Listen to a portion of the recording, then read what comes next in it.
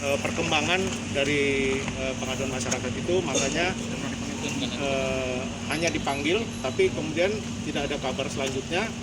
Akhirnya kami memutuskan untuk membuat laporan polisi, dan untuk memperkuat itu karena ini bukan hanya masalah hukum normatif saja, kami datang kemari untuk lebih memperkuat atau mendorong upaya kami supaya bisa diproses sebagaimana mestinya. Itu yang tadi kami lakukan di dalam. Jadi sangat komprehensif, dan ya karena mereka yang ahli ya dalam masalah keperempuanan, kemudian juga ada kejiwaannya, jadi kelihatannya memang tidak salah. Akhirnya kami kemari sehingga klien kami pun lebih terbuka ketimbang kepada kami, atau bukan bahkan ke lapor polisi, karena tekanan atau intimidasinya sebagai orang yang tertindas ini, ya dia orang kecil ya kan, kemudian diancam ya kan, itu membuat dia sulit menyampaikan apa yang dialaminya itu kepada kami maupun kepada pihak kepolisian. Dan alhamdulillah dengan tadi ibu-ibu Komnas Perempuan, klien kami bisa lebih terbuka ya, lebih lancar, dan banyak hal-hal baru yang kita baru ketahui apa yang terjadi. Dan ya mengenai kekerasannya ya, ucapan-ucapannya, ancamannya. Jadi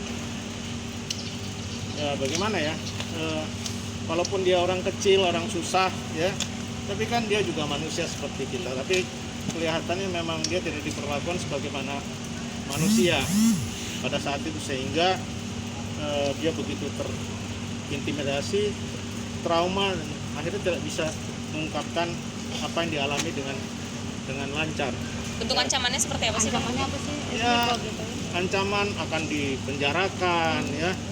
Bayangin dia di sini merantau ya, jauh dari timur sana, dari Kupang, jauh dari keluarga. Sebenarnya sudah baik juga bekerja di sana dengan keluarga itu, tapi karena ada peristiwa apa, kita nggak mau, saya tidak mau campur urusan itu. Tiba-tiba dia menjadi seperti musuh oleh yang terlapor itu, dan diperlakukan yang menurut kami ya tidak manusiawi lagi. Ya, jadi, izin artinya jawab. Apakah dia sudah merasa lega mengungkapkan semua dia? Oh ya, itu harus yang jawab yang punya perasaan. Sudah merasa lega. Puji Tuhan, saya udah agak lega, udah ketemu sama istri. Kencengan dikit, kencengan. Lebih keras. Saya udah lega, dan ya rasanya udah agak terlindung sama orang-orang terdekat yang sementara dampingi saya. Apa saja yang diceritakan tadi? Ancaman Apa saja yang diceritakan tadi? Dari awal ya. Iya. Pada tanggal 24 Februari, saya bawa omah yang saya ngurus di rumah sana untuk vaksin. Pas habis dari vaksin pulang, saya dipanggil sama ibu DT. Dan saya ditanya, kamu masih berkomunikasi sama si M? Iya, saya jawab iya masih, tapi jarang. Ngomong apa aja kamu? Paling nanya kabar omah gimana, sehat, rumah gimana, aman. Saya bilang gitu. Terus kata si DT, kamu jangan bohong deh sama saya, jujur deh sama saya, katanya gitu. Udah, akhirnya dia nanya, kamu pergi ke pasar sama siapa, di mana? Saya bilang ke pasar terdekat sama supir namanya I. Udah, pulangnya pakai bajai. Udah gitu ngambil handphone saya sama si DT, ngambil, dirampas handphone saya. Kebetulan saya masih cari kontak yang bernama M, dan dia udah duluan tarik handphone saya langsung. Dia ngomong, kata si M, kamu ngomongin saya pakai guna-guna. Kata si DT, ya saya kaget dong, sesuatu yang saya nggak pernah ucap tiba-tiba ditanya kayak gitu, ya saya jawab apa? Saya bilang, kata si M, saya ngomongin ibu pakai gitu, pakai guna-guna gitu. Iya, kata si M ngomong gitu, semuanya dia tahu dari kamu. Kamu angkat kaki dari rumah saya, dan dia ngomong tangannya itu nggak pernah diam pada saat tanggal 24. Kamu mulai sekarang angkat kaki dari rumah saya, kata si DT. Saya bilang baik, saya akan pergi. Kamu akan saya penjarakan, katanya. Saya penjarakan kamu. Saya bilang silahkan. Nah, udah gitu handphone saya masih tetap bersama dia, nggak mau dibalikin. Saya berusaha untuk mengambil handphone saya. Pada saat itu saya mau tanya si M benar atau tidak saya ngomong ibu pakai guna-guna. Ternyata dia nggak mau balikin handphone saya, masih tetap saya nggak mau balikin handphone saya, handphone kamu katanya. Dah, kamu benar-benar jahat ya, jahat kamu katanya, kata si DT. Pengkhianat kamu yang merusak rumah tangga saya, ngomong gitu si DT. Ngomong mataku sambil dicolok-colok gitu sama si DT. Jahat benar-benar kamu, gila kamu, sinting kamu, katanya gitu. Dah, saya cuman terima kasih aja, makasih. Nggak habis pikir ternyata kamu biang keroknya, kamu yang merusak rumah tangga saya. Kamu kalau mau berpihak sama si H, ikut aja H, biar gila ketemu gila, katanya gitu, kata si DT. Dah 5 menit kemudian begitu dia ngomong, kamu tahu nggak, aku yang mau menceraikan bapak, bukan bapak yang mau menceraikan saya, ngomong gitu si DT. Saya diam, handphone pun saya masih berusaha untuk mengambil handphone saya, tetap nggak dikasih sama dia. Kamu tunggu aja si B, katanya.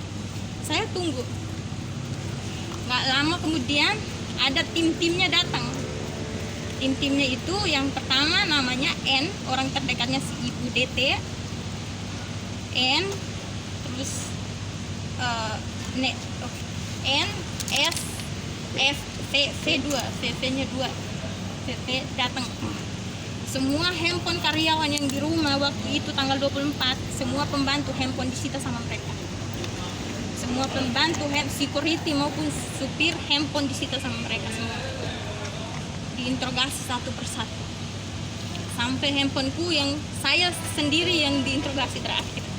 Saya diinterogasi sama orang yang bernama N. F. Itu.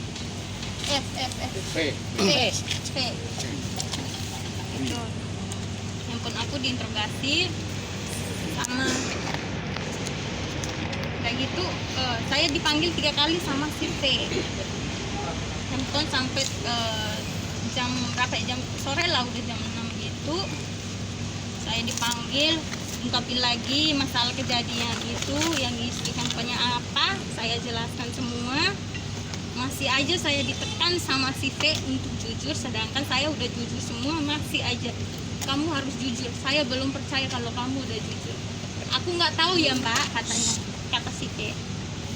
Aku nggak tahu mbak udah jujur atau belum, tapi Tuhan ada. Pada saat itu saya dimarahin sama si DT, ngomong, kita ini punya Tuhan loh, ada Tuhan, ingat ada Tuhan, kata si DT, ada karma. Ya, diam handphone aku kita semua pembantu diinterogasi satu persatu. Lalu handphone saya pun masih, KTP diminta lagi, ditahan sampai jam 6 sore baru dibalikin. Terus malam saya telepon sama teman saya yang bekerja sama si M. Nah besok pagi tanggal 25 pagi si DT turun dari kamar lantai 2 masuk ke kamar oma yang saya ngurus.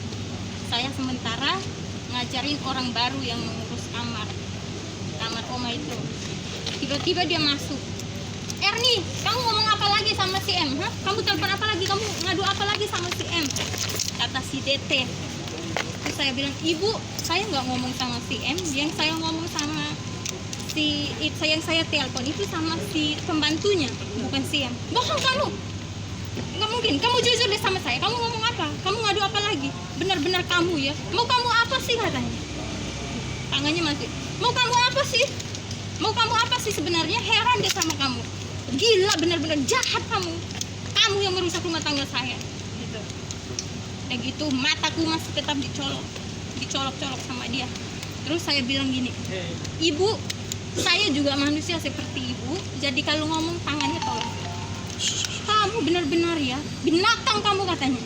Aku dikatain binatang sama ibu DP pada tanggal 25 Februari.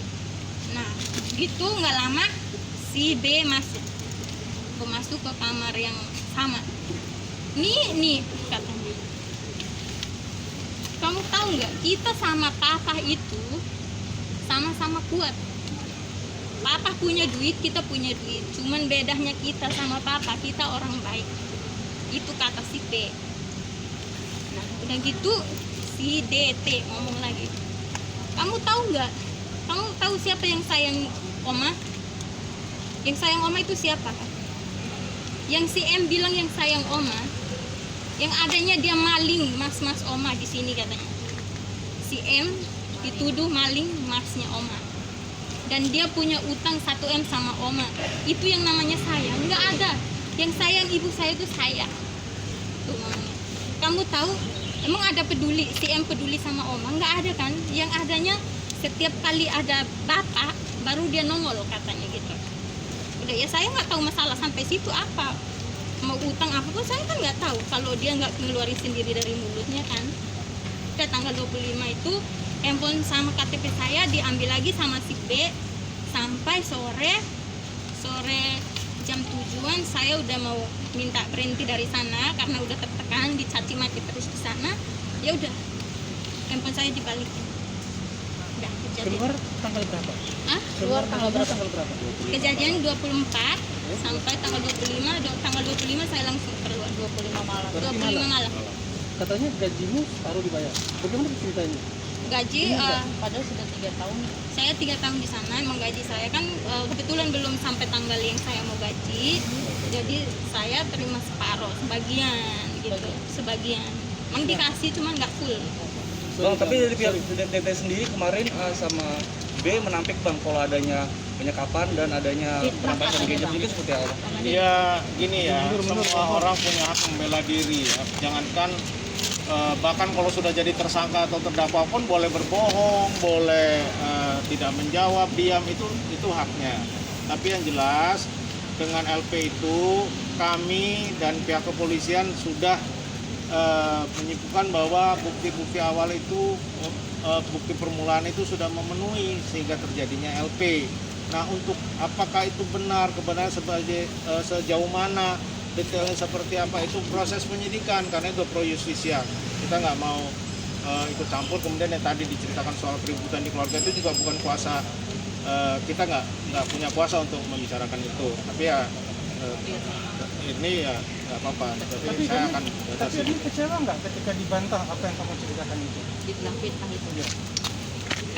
Kalau dibilang saya fitnah, berani nggak bersumpah di atas Alkitab? Suruh cuci salib itu suruh minum, saya berani. Kalau saya mau memfitnah orang, saya nggak berani, saya orang kecil, saya tahu apa. Kalau nggak ada fakta untuk apa gitu ya? Nggak, saya nggak fitnah. Emang itu kenyataan apa yang saya rasakan pada saat itu. Saya nggak fitnah. Untuk fitnah juga saya nggak dapat apa-apa dari fitnah. Adanya saya berdosa. Mereka kan sudah tahu nih sampai saat ini apakah dirimu masih dapat ancaman atau apa mungkin? Nggak ada. Saya dapat ancaman pada saat di sana itu. Mau dia bawakan saya ke penjara, mau saya dibawa ke hukum, muka saya udah dicolok-colok sama dia, mata saya udah dicaci maki, udah dituduh merusak rumah tangganya, udah dituduh terima duit bayaran dari sana dari sini. Dan selama 2 hari itu dia tidak boleh kemana-mana. Bahkan divideokan kalau jalan ya, atau mau ke kamar mandi itu harus izin dikawal. Jadi benar-benar kemerdekaannya dirampas pada saat itu tanpa alasan atau dasar hukum yang kuat.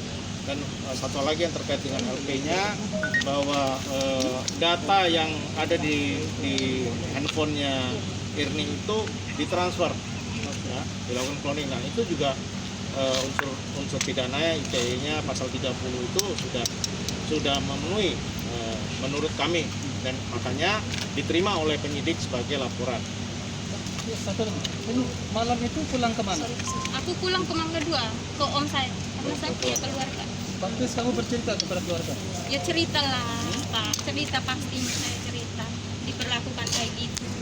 Dituduh merusak rumah tangga orang, ya itu kan dosa besar. Apa reaksi keluarga? Keluarga. Ya keluarga sih nuntut, tapi saya bilang keluarga jangan dulu, biar saya aja sendiri. Ya dia kan dari keluarga orang kecil, orang jauh. Mungkin keluarganya juga sudah geram atau sedih atau kecil hati, tapi sebagai orang kecil mungkin tidak tahu harus berbuat apa. Justru dengan dengan Pak Hotma sendiri juga nggak tahu gitu kalau dia juga sudah nggak bekerja di sana. Tapi mungkin dari informasi baru dicari. Nah, dengan jalan itulah baru sampai ke kami. Jadi makanya sering di luar tuh bilang, oh kenapa baru sekarang? Ini rekayasa segala. Ya karena ini bicara soal trauma. Ya contohnya dulu kita ngurusin kasusnya Gatot Gajah Musti itu kan susah sekali ya. Karena orang tertekan, orang traumatis, terintimidasi itu untuk bercerita tuh sulit. Bahkan kami sangat berterima kasih dengan Komnas Perempuan. Baru hari ini kita begini ceritanya lancar. Ya, artinya dia benar-benar seperti keluar mengalir tuh tekanannya selama ini. Yang kita nggak bisa lakukan itu, kita bukan ahlinya ya, kita hanya bicara hukum. Jadi ceritanya sepotong-sepotong. Polisi pun saya yakin juga mendapat cerita sepotong-sepotong. Tapi polisi tahu bahwa ini adalah suatu tindakan kejahatan yang serius, ya serius. Tadi makan 1,5 jam itu ya semacam konsultasi dan ya, alhamdulillah ya bisa mulai relief ya tekanannya itu. Dan tadi